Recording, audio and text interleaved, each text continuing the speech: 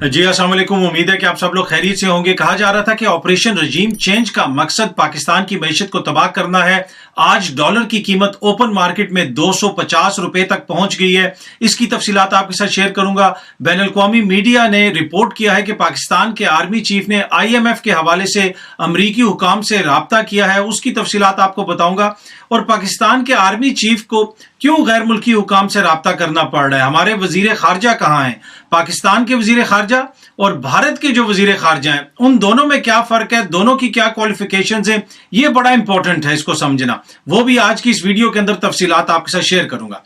अच्छा, जिस वक्त इमरान खान साहब की हुकूमत खत्म हुई तो उस वक्त इमरान खान साहब ने यह इल्जाम लगाया कि जो मेरी हुकूमत को गिराया गया है, रजीम चेंज की गई है, उसका बुनियादी मकसद मुबैना तौर पे पाकिस्तान को तबाह करना है, पाकिस्तान की मईशत को तबाह करना है, मईशत को उस नहज पे ले जाना है कि जहां से वापसी मुमकिन ना हो, जहां पे हमारी सब कुछ जो है ना, सब कुछ दांव पे लग जाए, हमारे जो न्यूक्लियर एसेट्स हैं उनको भी खतरा लायक हो जाए। इस वक्त सूरत हाल ये है कि मेरे बहुत सारे दोस्त जो इस हुकूमत की तब्दीली के ऊपर बहुत खुश थे और कहते थे कि बिल्कुल आईनी तरीके से हुआ है, जमहूरी तरीके से हुआ है, इसमें कोई गड़बड़ नहीं है, इमरान खान वैसे ही जो है वो एक जिसे आप कह सकते हैं कि नामाकूल किस्म का बयानिया बना रहा है। अब यकीन कीजिए गुज़िश्ता 2-3 रोज से वो भी बार बार मैसेजेस करके पूछ रहे हैं, यार ये डॉलर किधर जा रहा है, ये हो रहा क्या है। आज इस वक्त ओपन मार्केट के अंदर जो आपका डॉलर है जनाब, वो 250 रुपए तक चला गया। बरतानवी पाउंड जो है वो 300 रुपए तक चला गया है। अब इन हालात में किस तरीके से हमारी इकोनॉमी सर्वाइव करेगी? अगर डॉलर इसी तरह ऊपर जाता रहा तो फिर तो आपकी इकोनॉमी सर्वाइव नहीं कर पाएगी। और दूसरी तरफ हालात ये हैं कि डॉलर ओपन मार्केट में मिल भी नहीं रहा, बैंकों में भी उसकी कमी महसूस हो रही है। बहुत सारे लोग ये कह रहे हैं कि हमने जो कारोबारी लेन देन के लिए हमें जो डॉलर चाहिए, मतलूबा जिसे आप कह सकते हैं मिकदार या तादाद में हमें डॉलर मिल नहीं रहा है, वो वहां पे हमें कोई मुहैया नहीं कर रहा, तो हमें बहुत सारी प्रॉब्लम्स हो रही हैं। तो ये सिचुएशन हो चुकी है जनाब डॉलर की इस वक्त। दूसरी तरफ एक और खबर जो आई मीडिया ने रिपोर्ट की, उस खबर के मुताबिक पाकिस्तान की खातिर army chief general Qamar Javed Bajwa का बड़ा इकदाम, ये दुनिया न्यूज रिपोर्ट कर रही है। वो ये बताते हैं कि जी मुल्की मईशत को संभाला देने के लिए आर्मी चीफ की IMF पैकेज दिलाने के लिए भरपूर कोशिश। आर्मी चीफ की अमरीकी डिप्टी सेक्रेटरी से टेलीफोन पर गुफ्तगू, गैर मुल्की मीडिया। अब ये रिपोर्ट हो रहा है कि आर्मी चीफ भी कोशिश कर रहे हैं, हर कोई कोशिश कर रहा है कि जो IMF से हमें पैकेज मिलना है, जो कर्जा मिलना है, वो फौरन आए, नहीं तो मुल्क की इकोनॉमी तबाह हो जाएगी, हम बिल्कुल बर्बादी की तरफ जा रहे हैं।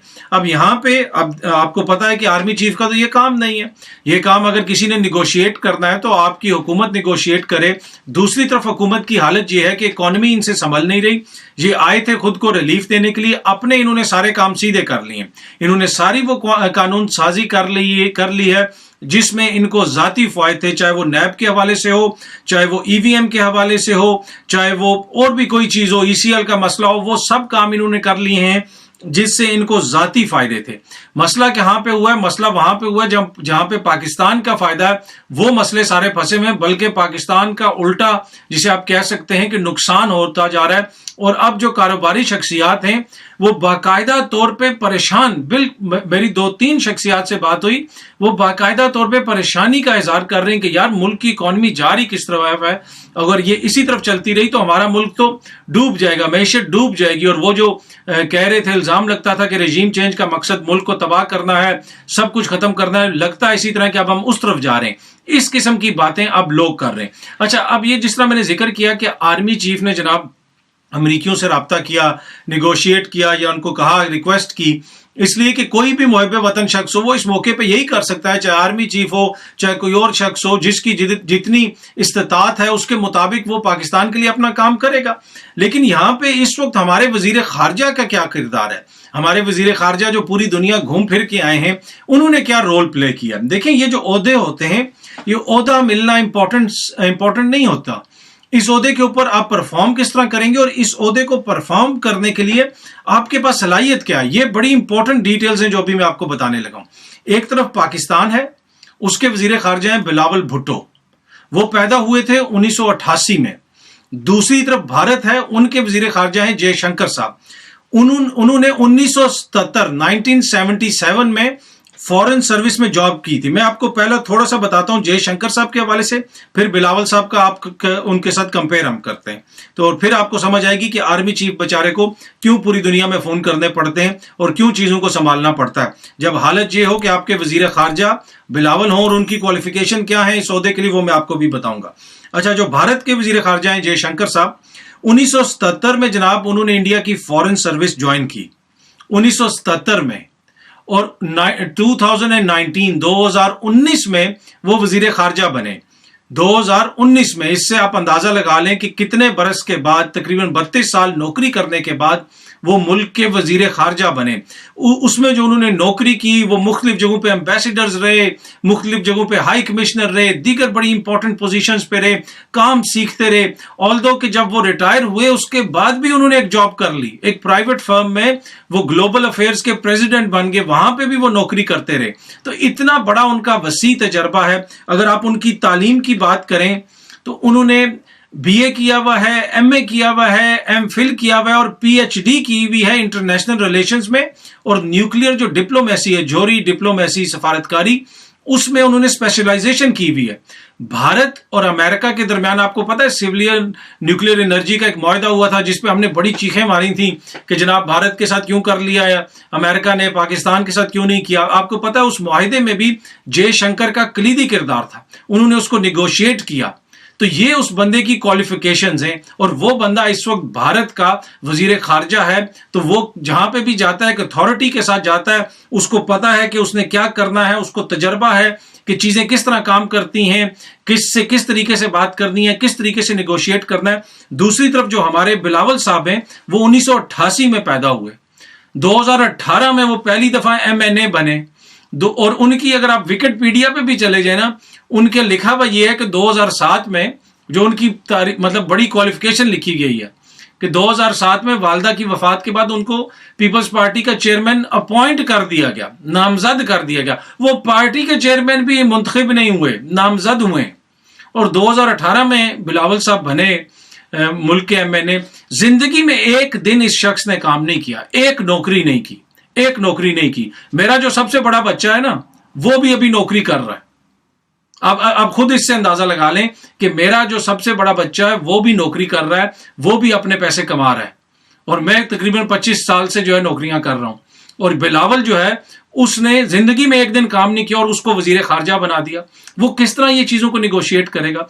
बाकी उन्होंने ऑक्सफोर्ड से कोई वो ग्रेजुएशन वगैरह की हुई है, जो डिग्री की हुई है, लेकिन मसला ये होता है कि जब तक आपने कोई काम ना किया हो, आपका कोई एक्सपीरियंस ना हो, आप किस तरीके से मुल्क को रिप्रेजेंट कर सकते हैं, किस तरीके से चीजों को समझ सकते हैं। सिर्फ इसलिए कि आपकी अपनी जमात के जितने बुजुर्ग लोग हैं वो आपके पीछे हाथ बांध के खड़े हो गए तो आपको मुल्क का वजीर खारजा बना दिया गया। फिर उसका क्या नतीजा निकलता है? उसका नतीजा ये निकलता है कि हमारी अस्करी क़यादत जो है उनकी दौड़ें लगी हुई हैं। वो DGISPR साहब ने भी कह दिया था कि हुकूमत चेंज हुई है तो देखें डॉलर मुस्तहकम हो गया। अब वो भी अब उन्होंने तो पाकिस्तान के हक में एक चीज बेहतर हुई थी तो उसका हवाला दिया था, उसके ऊपर बहुत सारे लोग उनके ऊपर तनकीद करते हैं। मैं समझता हूं कि वो तो इस तनाजुर में कह रहे थे ना कि देखो कितनी अच्छी हुकूमत आई है और इन्होंने आके डॉलर जो है इतना मुस्तहकम कर दिया। अब वो भी जो है वो मतलब वो खबर इस तरह की पढ़ते ही नहीं होंगे ये डॉलर वाली। उनको भी होगा कि यार ये कौन लोग आ गए हुकूमत में, इनको समझ नहीं आ रही। वजीर खारजा वो है जो 1988 में पैदा हुआ और 2018 में नेशनल असेंबली का मेंबर बना, अब उसको आपने वजीर खारजा बना दिया है। और दूसरी तरफ जब जिनसे आपका मुकाबला है उनकी क्वालिफिकेशंस मैंने आपको बताई हैं। तो ये हालत है कि हर जगह पे, अब मौलाना साहब के बेटे भी, साहबजादे भी जनाब इसमें एक वजीर हैं इस हुकूमत में। हमजा साहब की वो आपको पता है कि उन्होंने कहा मैं हलफ लेता हूं कि अब मैं दोबारा हलफ नहीं लूंगा, इस किस्म की बातें हो रही हैं। तो ये जब इस तरीके से लोगों को इस तरह लगाया जाएगा सिर्फ इसलिए कि ये जरदारी साहब के साहबजादे हैं, बीबी के साहबजादे हैं, बीबी उनको लेके गोद में फिर रही होती थी उस वक्त जयशंकर जो है वो पूरी दुनिया में। और ये किसी एक मुल्क के वजीर खारजा की बात नहीं मैं कर रहा, किसी भी मुल्क के जहां पे जमहूरियत है, जहां पे कोई मेरिट के मुताबिक काम होता है, आप उठा के देख लें उसके मुल्क के वजीर खारजा को, आप अपने मुल्क के वजीर खारजा से कंपेयर कर लें। वजीर आजम साहब को तो छोड़े ना, किसी भी मुल्क में आप बता दें, किसी भी जमहूरी मुल्क में जहां पे इस किस्म के करप्शन के मुकदमात हों, जिस बंदे के ऊपर वो मुल्क का वजीर आजम हो, और भी बड़ी लंबी फहरिस्त है। मैं एक एक मिनिस्टर का कंपेयर कर सकता हूं भारत के साथ, एक एक चीफ मिनिस्टर का कंपेयर कर सकता हूं किसी और मुल्क के साथ, तो आप हैरान हो जाएंगे कि हमारे साथ हो रहा क्या है। پر اینی وے ڈالر پہنچ گیا جناب 250 روپے پہ، اور اس وقت پاکستان کی معیشت جسے آپ کہہ سکتے ہیں سنگین خطرے میں ہے۔ آپ کو پتا کہ میں سخت لفظ یوز نہیں کرتا، اور میں چیزوں کو جسے کہتے ہیں نا وہ اس میں سنسیشن ڈالنا، وہ بھی نہیں کرتا ہوں۔ آج مجھے ایک میرے دوست کا فون آیا جو میاں صاحب کا اتنا بڑا شدائی ہے کہ آپ سوچ نہیں سکتے، اور وہ اس نے کہا یار ہو رہا کیا ہے، یہ ڈالر کدھر جا رہا ہے، اس طرح تو ہم تباہ ہو جائیں گے۔ میں نے کہا کوئی مسئلہ نہیں، میاں صاحب واپس آئیں گے تو سنبھال لیں گے۔ تو وہ پھر خبریں اس طرح کی اب میڈیا میں آ رہی ہیں کہ میاں صاحب بھی بڑے ناراض ہیں کہ اکانومی کی کیا سچویشن ہے، وہ مفتاح اسماعیل سے ناراض ہیں، یہ ہے وہ ہے۔ اینی وے یہ ان سب کا کولیکٹیو وزڈم ہے جو اس وقت آپ کو نظر آ رہا ہے، ان تمام جماعتوں کا، اسفند یار ولی صاحب کی جماعت کا، مولانا صاحب کی جماعت کا، زرداری صاحب کی جماعت کا، میاں صاحب کی جماعت کا، اور حالت یہ ہے کہ پاکستان کی معیشت اس وقت تباہی کے دہانے پہ کھڑی ہے۔ اللہ تعالیٰ جو ہے محفوظ رکھے ہمارے ملک کو، لیکن اس وقت حالات واقعی بہت زیادہ سنگین ہو چکے ہیں۔ امید ہے کہ یہ ویڈیو آپ کو پسند آئی ہوگی، بہت جلدی آپ سے دوبارہ ملاقات ہوگی۔ Thank you.